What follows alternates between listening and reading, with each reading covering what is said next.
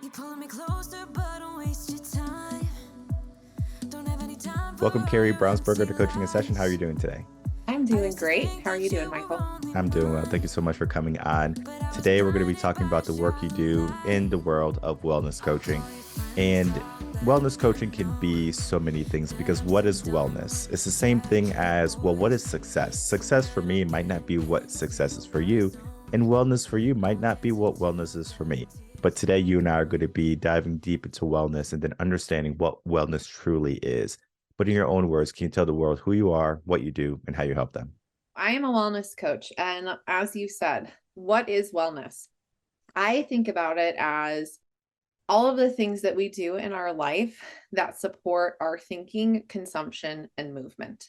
And all of those things really work together and are connected to the way that we feel, the way that we go about our daily life, and ultimately the health and well being that we have. My goal for all of my clients is in our work together, we're going to create essentially their toolbox, kind of unique personal guidebook of habits and just a sustainable foundation of lifestyle routines that are going to work for them for whatever their wellness goals are. And so for some people, that might be releasing some weight. For some people, that might be mental or physical performance goals. For some people, that might be optimizing, not necessarily just lifespan, but optimizing health span. I know longevity is a big kind of buzzy topic right now. So we're starting to think about that, which I think is a good thing. It can be any of those things, and kind of what are the habits that you have or that you want to create serve you in those goals. You're right. We have to look at wellness as its totality. And I know sometimes when we look at just wellness, it can be very Hollywood-esque. You have to have a six-pack abs if you're a guy, if you want to be healthy. You have to be slender if you're a lady. You have to, all this criteria that is needed for wellness. But wellness is more than just looking a certain way. You even said it, the thinking consumption of wellness, right? And I want to get into that. I want to get your take on that thinking consumption of wellness. And then we can get into movement a little bit later. But how can people start to think in a better way so wellness can come more readily into their life? So, one of my favorite exercises that I do with clients when we first start working together, I will do an exercise about identity. And that sounds maybe a little bit woo woo or intangible. And you're like, why are you a wellness coach talking to me about identity? But there's a method to the madness. And this comes from many, many different research papers about people who have made a significant change in their life and they've been able to maintain that change. It may be a significant amount of weight loss, or perhaps they gave up smoking or some sort of addiction, things like that. And in all of this research, there tends to be one commonality among everyone who says, I've been able to do this and maintain this big change. And you might be thinking like, oh, they all just went on this specific diet or whatever, right? And no, it's not that.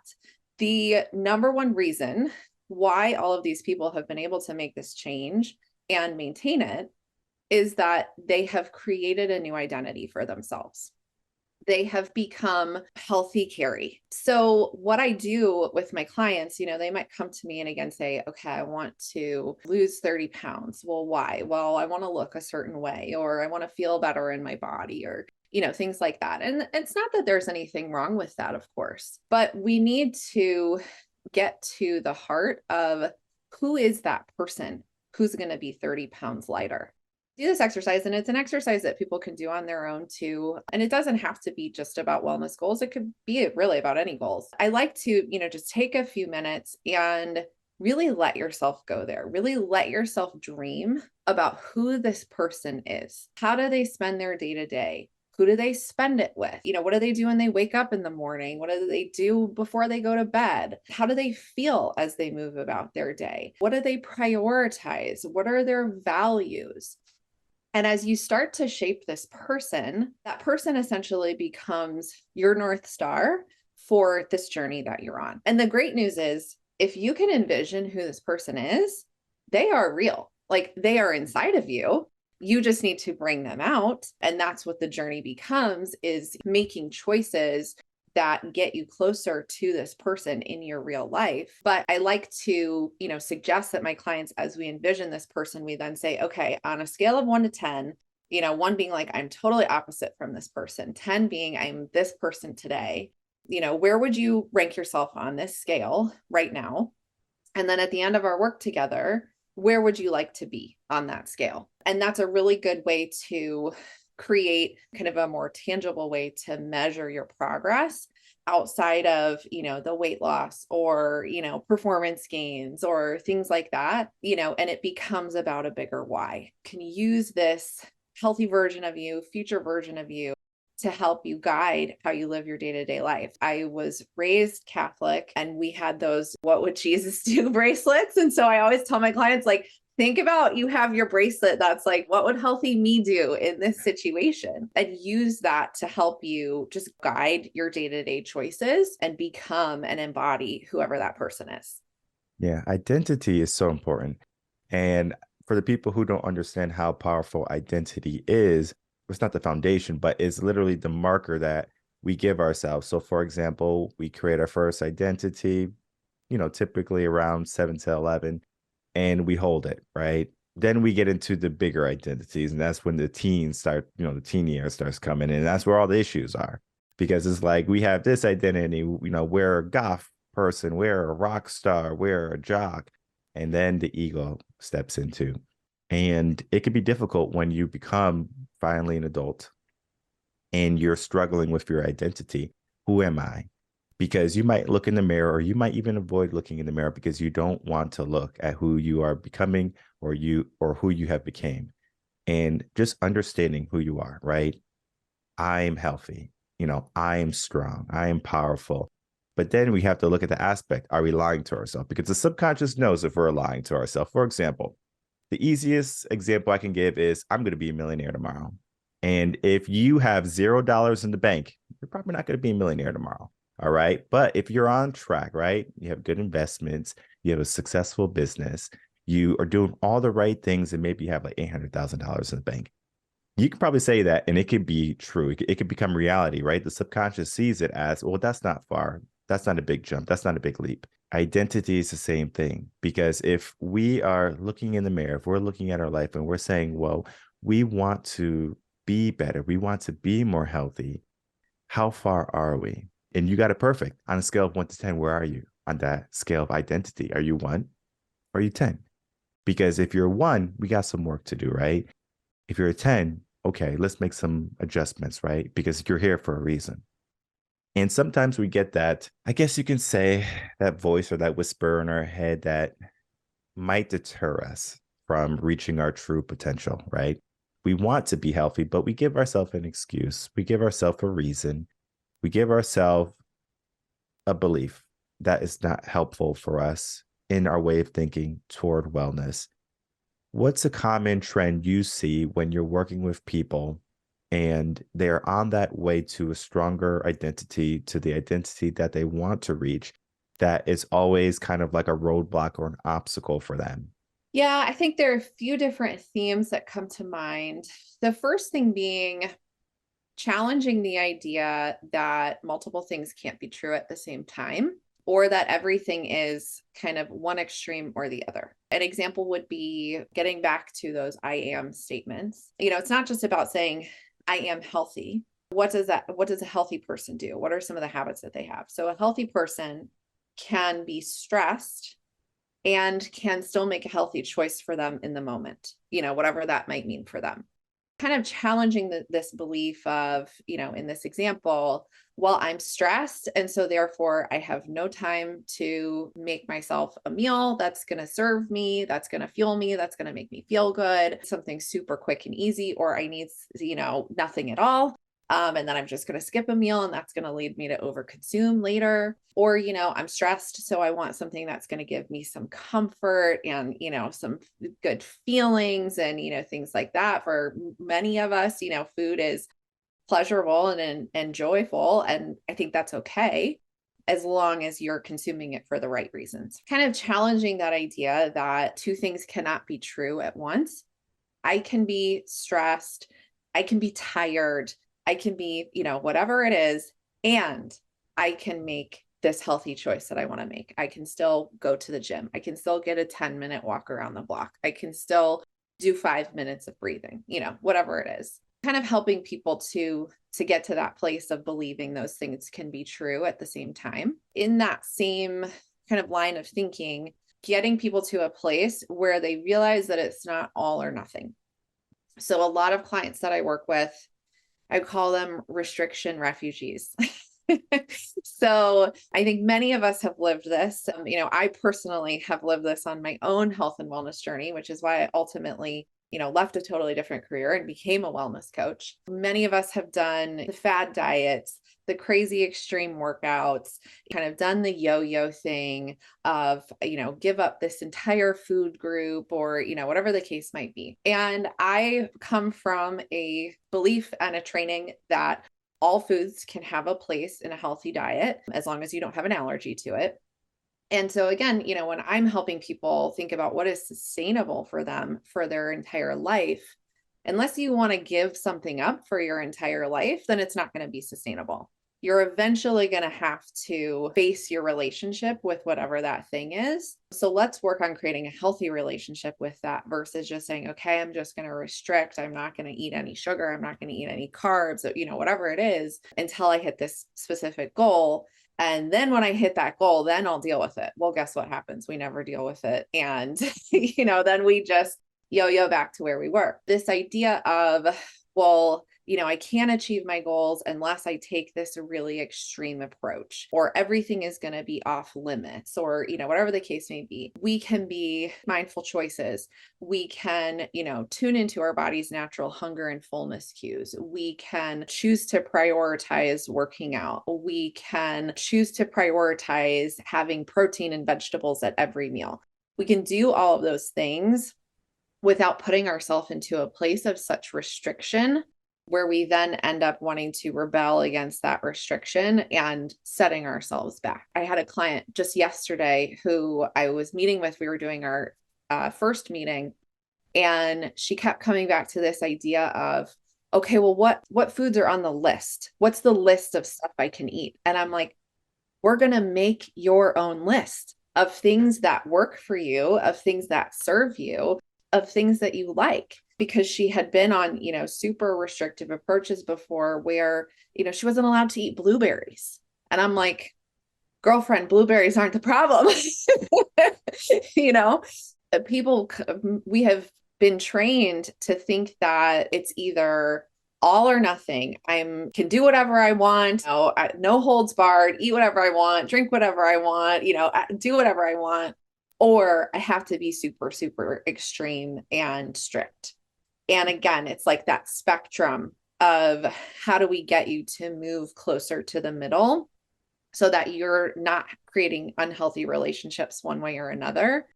And you have freedom around food and movement and your mindset so that you can really understand what works for you. And then that's just the way that you live. I love where this conversation is going, because the final point is mindset, where we are, right? Where we're thinking and about food, about our habits, or our movement, because we do have a choice. I'm not feeling, well today, I'm just making an excuse. Maybe you're not, right? But we still have those good choices, even if we're not feeling 100%. So you might have just got some bad news and you're like home and you're like, I just need to eat some ice cream. Okay.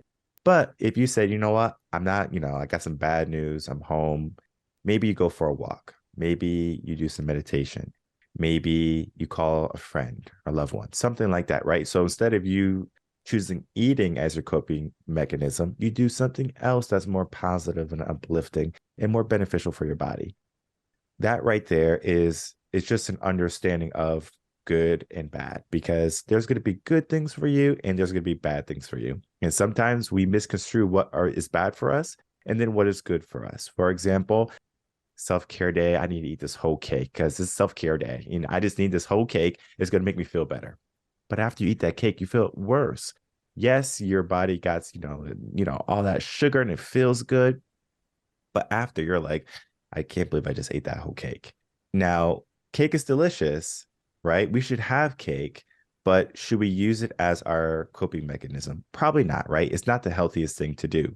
So we give ourselves better habits, good choices. And sometimes we get good choices that people might say, you know what? They're not the best thing for me. For example, the blueberry situation, right? Blueberries are not the problem, but we give ourselves the idea that blueberries are the problem. We have to be very focused in understanding, well, what's good and what's bad for us. And to be honest, most people don't know. Most people don't have the education, the knowledge, the experience of what is a good, healthy food. Because if you think about just the school when you're growing up, they don't really teach you about like the healthy foods anymore. I know when I was growing up, we had personal wellness and they would talk about the different types of foods and things that you should be eating. But if I go to my high school today, same high school that I went to, they don't teach it anymore. So it's crazy just how in the past 15, 20 years, how we have changed from understanding and learning about wellness, what our body needs, to just kind of going into, well, whatever you feel like type of mentality. And that restricts not only our mindset, but our movement. Most people are just still in their life, right? They can stay home, they work from home, they can get things delivered to their home, they don't have to go out. So we have less movement in our life. So on top of bad choices and bad habits, now we have less movement. How can we start to get ourselves moving in the right direction, get our body moving? Because if we don't have the habits, we have to start to create them. As far as movement goes, what I like to encourage people to think about is not just, can I get more like intentional exercise, but how can I get more daily life movement? Because both are important. And if you're working out an hour a day, 3 days a week, not that that's not bad, that's great. If you're then sitting at a desk for the rest of the day, which many of us are, it's really hard to use that 1 hour to outweigh those other 23 hours. Thinking about how can I just work more daily life movement into my life, because that's going to help you not only with feeling better, feeling more alert, having more energy. It's going to, help you from, like, we have a lot of mobility issues where people are like, I just can't even like move my body in a way that feels good, right? This is going to help you with that. It's going to help you with stress and taking little tiny breaks throughout the day to just kind of walk away from the computer or whatever it is and give your mind a little bit of a break. I mean, there's so much science behind why movement is so important and healthy for us. You probably don't need to know the science because you probably know that when you move your body, you feel better, right? I mean, we all know that. I like to start with people by saying, okay, what do you realistically think that you can commit to with 100% confidence? Because again, we go to that extreme place where we're like, okay, I'm going to work out 5 times a week and whatever. It's like, okay, well, if you're not working out at all right now, or you're lucky to get a couple of sessions in, let's maybe not jump to that. Why don't we, start with adding one more session or start with adding a 5-minute walk or whatever. People really underestimate the value of small changes over time. And they think they have to make, these big, huge leaps. And it's like, well, I'm a goal-oriented person. I can do this. Of course I can. If that's not working for you, if you've tried to create a movement goal for yourself many times, whether it is intentional exercise or more daily life movement, and it's not working, if we want to do something different, we have to do things differently. Think about, okay, I'm just going to try this. I'm just going to try it for a week of, doing something small. It's a 5-minute walk around the block once a day. And then once you get that into a habit, then make it 10, then make it 15, whatever it is. And before you know it, you're going to be so much further than you were if you would have tried, okay, I'm going to go for an hour walk after work every single day. And then you fail, and then you beat yourself up because you failed, and then you give up because you tell yourself you're a failure, going back to that idea of identity. It's all connected. But if you can start to build some momentum around, okay, I'm winning here, I'm doing this thing that I said I was going to do, I'm doing it consistently, then it starts to convince your brain that you actually can change. And that gets to the brain science behind how we build habits. The brain loves like the homeostasis. It loves not changing. It loves its comfort zone, right? So when we're trying to do something new, we have to give our brain evidence that we can actually do it. Every time you're going out there and doing that 5-minute walk, your brain is like, oh, wow, we actually can do this. I like to tell people to think about their brain like a city. And all of the habits that you've created are roads in that city. And your, deepest habits are the roads that are like, they've got all of the traffic control and lights, and they're paved, they're multi-lane highways, right? Like, and they're just kind of running and humming on their own. And when you want to create a new habit, that's almost like going to the outskirts of the city, and it's like, there's like a dirt path, right? And it's like, this thing isn't even paved yet. There's no lights out here, whatever. And so your brain's like, we don't want to drive there. We want to drive on these nice roads. Every time you drive on that new dirt path, your brain is like, okay, I guess we're going to be hanging out here more. Maybe we should pave it. Maybe we should put up some street lights, right? And it starts to find ways to help you, integrate that habit into your life more automatically and more easily. I would say if you're struggling with movement habits, you want to build movement habits, start smaller than you think that you should. Start with something that you feel you can do with 100% certainty, and just commit to doing that for like 3 weeks. And once you're doing it consistently, then build on it and build on it and build on it. And you will be where you want to be before you even realize it. Yeah, it's the micro stepping or just the small victories. And yes, the brain is eventually going to acclimate to whatever you're doing. So if you're saying, I'm going to do boxing, and maybe you start boxing and you're just winded after 5 minutes, keep doing it. After a month, you might be able to go 8 minutes, 10 minutes, and we build up from there. And then the brain is going to say, well, this guy or girl's crazy, right? I always got to go boxing every evening. I might as well give them a little bit extra juice, right? At the end of the day, when most people are feeling drained, they want to sit on the sofa. Not you, right? Because the brain already knows, all right, he's going to do it. She's going to do it. Might as well give them the energy to do it. So we just hardwire our thinking to know that, hey, you know what? We're going down this path every single day. Might as well pave it. Might as well put some streetlights, as you said. It's such a great analogy because we are not just looking at, well, we have to always go down this dirt road. It's always going to be the same dirt road. It's always going to be a bumpy ride. It's always going to be difficult. Eventually, the brain's going to say, well, this is just a regular day. This is a regular thing. This is my normal. And that's where we are, right? During the pandemic, there was a phrase that people were throwing around, like, let's get back to normal, right? Well, what was normal? No one knew what normal was, right? After 3 months of being locked down and everything, people were wondering, well, is it normal yet?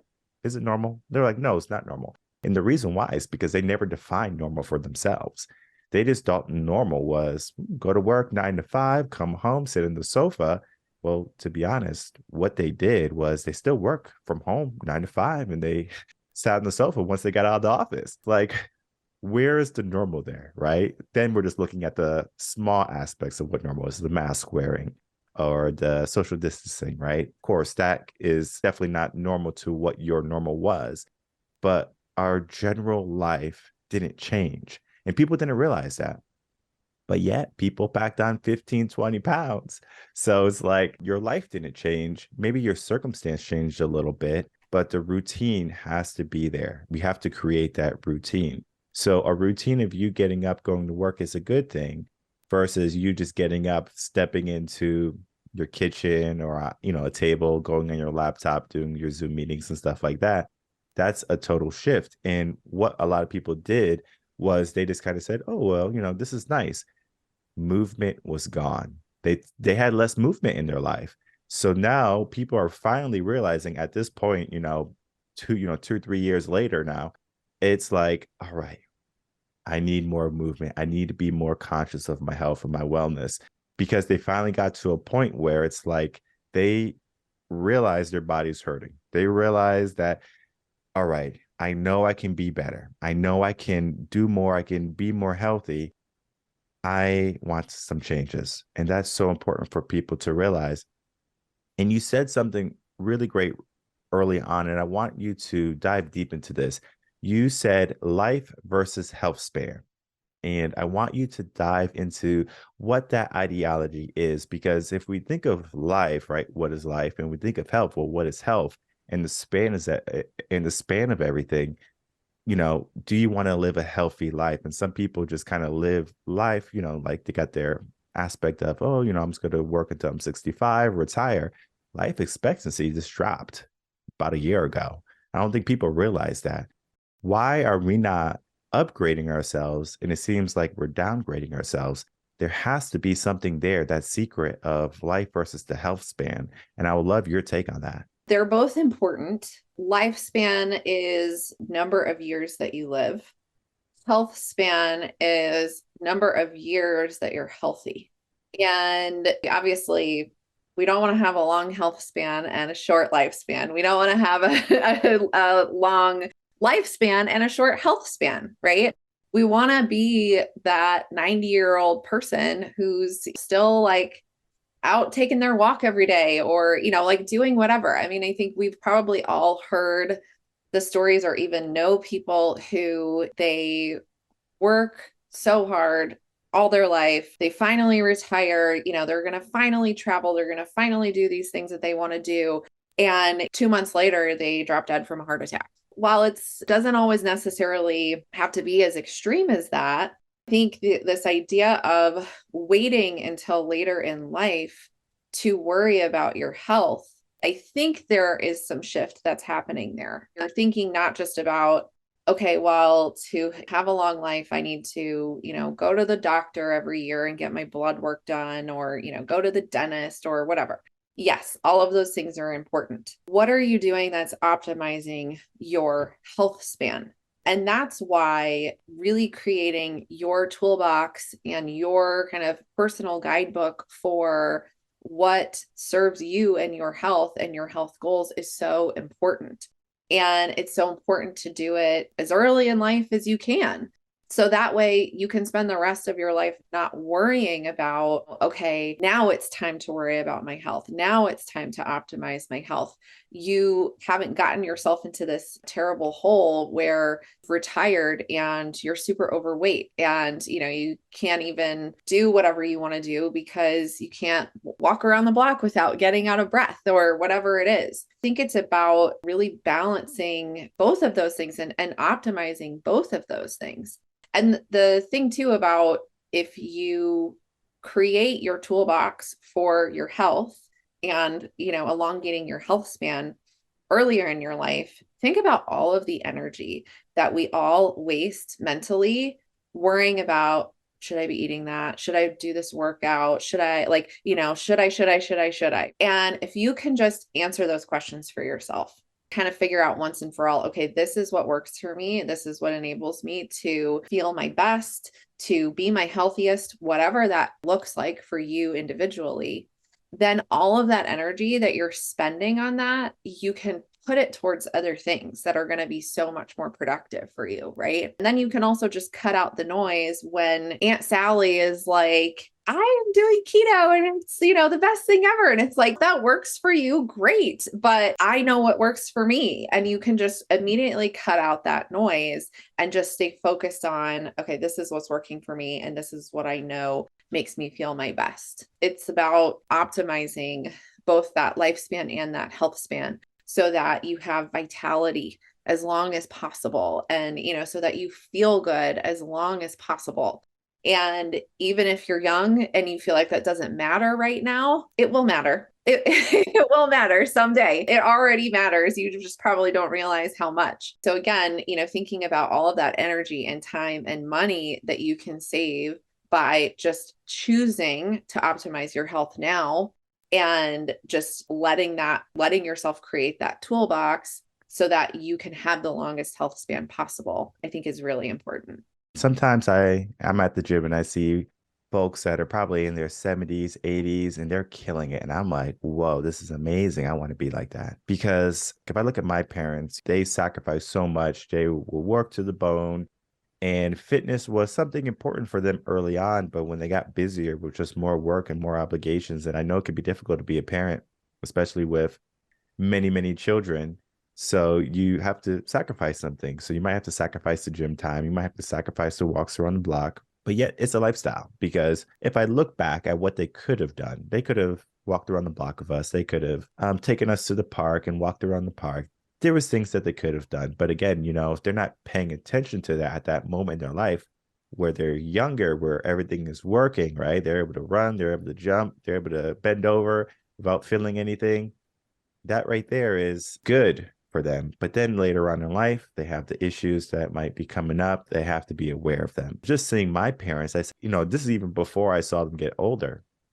I was like, I want to be in the gym when I'm 80 years old, and I want to be killing it still. I want to keep on moving all through life, and I want to keep eating healthy, because I understand that a healthy body can create a healthier mind. And it's easy to have a healthy mind when you have a healthy body. People who have a healthy body, are not going to be struggling with so much stress. And of course, we all have stress, right? But I'm just talking about the unnecessary stresses, right? Oh, like, it's hard for me to get out of bed. It's hard for me to bend over. It's hard for me to do things. We become more flexible in our life because we are able to move better. And I think people don't understand what they have until it's gone. The movement aspect. You don't realize how good you have at jumping and doing cartwheels when you're a kid and you're finally 40 and 50 and you try to do cartwheel and oh, my back, right? That right there is like a wake-up call, right? I'm not a young person anymore. Yes, we grow older, but it doesn't mean we have to grow tattered too.